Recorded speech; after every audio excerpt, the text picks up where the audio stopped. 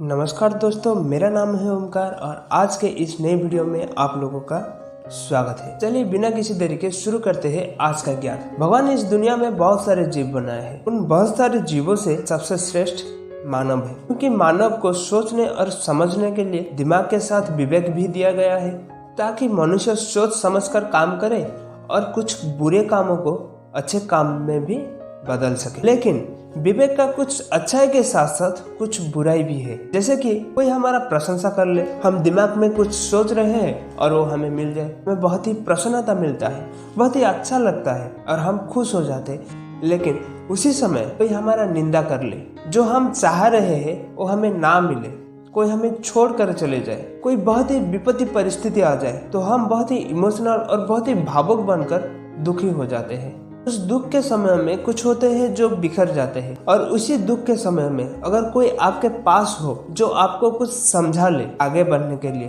तो आप निखर जाते। ठीक इसी तरह महाभारत के युद्ध में अर्जुन पूरे ही दुख से घेर चुके हैं, क्योंकि वो उनके सामने अपने सगे संबंधी, अपने मामा, अपने पितामह, अपने भ्राता, अपने पुत्र, सबको खुद के सामने युद्ध करने के लिए खड़े होते हुए देखते हैं। तब उनके हाथ से उनका गांडीव छूट जाता है।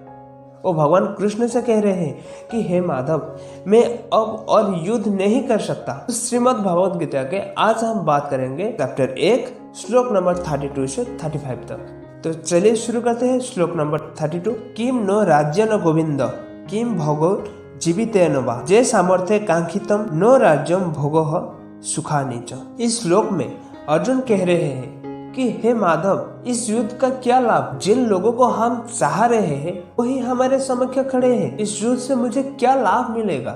इसके अगले श्लोक यानी कि श्लोक नंबर 33 एंड 34 में क्या अर्जुन कह रहे हैं, आइए देखते हैं। तो इमे अवस्थित युद्धे प्राणं शक्ता धनानि च आचार्यः पितरः पुत्रस्तथैव च पितामहः अतुलाः श्वशुराः पौत्राः श्यालाः संबंधिनस्तथा एतान हन्तुमिच्छामि न तो अपि मधुसूदन। अब इस श्लोक में अर्जुन भगवान कृष्ण से कह रहे हैं कि हे मधुसूदन, मेरे समक्ष मेरे गुरुजन, मेरे पितामह, मेरे सारे पुत्र, मेरे सारे पौत्र, मेरे मामू, मेरे साले, मेरे भ्राता, सब मेरे शुभ चिंतक, मेरे परिजनों मेरे समक्ष खड़े हुए हैं युद्ध करने के लिए। इस युद्ध भूमि में इन सब का वध करके मुझे क्या मिलेगा?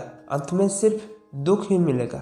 उन सब को पाने के लिए ही मैं युद्ध कर रहा हूँ, लेकिन अंत में मैं उन सब को पा नहीं पाऊंगा। तो मैं क्यों युद्ध करके उन सब का वध करूं? मैं उन लोगों का वध नहीं करूंगा, चाहे वो मेरे वध क्यों ना कर दे। अब इसके अगले श्लोक में क्या अर्जुन बोल रहे हैं, आइए देखते हैं। अपि त्रैलोक्य राजस्य तो किम नु मही कृते निहत्य धातराष्ट्र न का प्रीति स्व जनार्दन।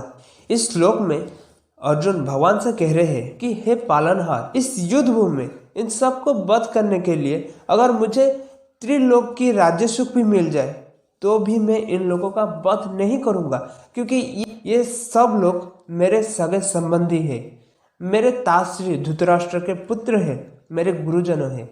मैं इन सब का वध नहीं कर पाऊंगा। यहाँ अर्जुन पूरी तरह से टूट चुके हैं, बिल्कुल ही युद्ध करना नहीं चाहते हैं। वो अपने सगे संबंधी तो छोड़िए, वो अपने शत्रुओं को भी वध करना नहीं चाह रहे हैं। वो यहाँ से सन्यासी होकर वन में जाकर बसवास करना चाह रहे हैं। देखिए, इस दुनिया में हम जो भी करते हैं सब भगवान के इच्छा से करते हैं, चाहे वो भले कर्म क्यों ना हो या फिर बुरे कर्म, सब भगवान के इच्छा से ही करते हैं। भगवान यहाँ इन सब पापियों का वध करना चाह रहे हैं, लेकिन अर्जुन उन सब को क्षमा करने के लिए तैयार है, क्योंकि अर्जुन भगवान का भक्त है।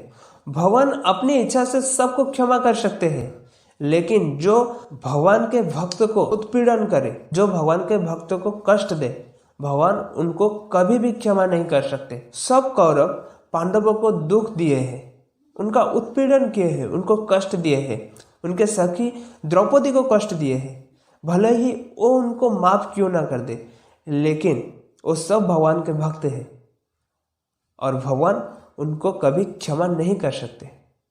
इसीलिए जीवन में कितना भी दुख, कितना भी कष्ट क्यों ना आ जाए, हमेशा भगवान के शरण में रहना चाहिए। वीडियो अच्छा लगा है तो लाइक कीजिए, ऐसे और वीडियो के लिए डू सब्सक्राइब। जय श्री राधे कृष्ण।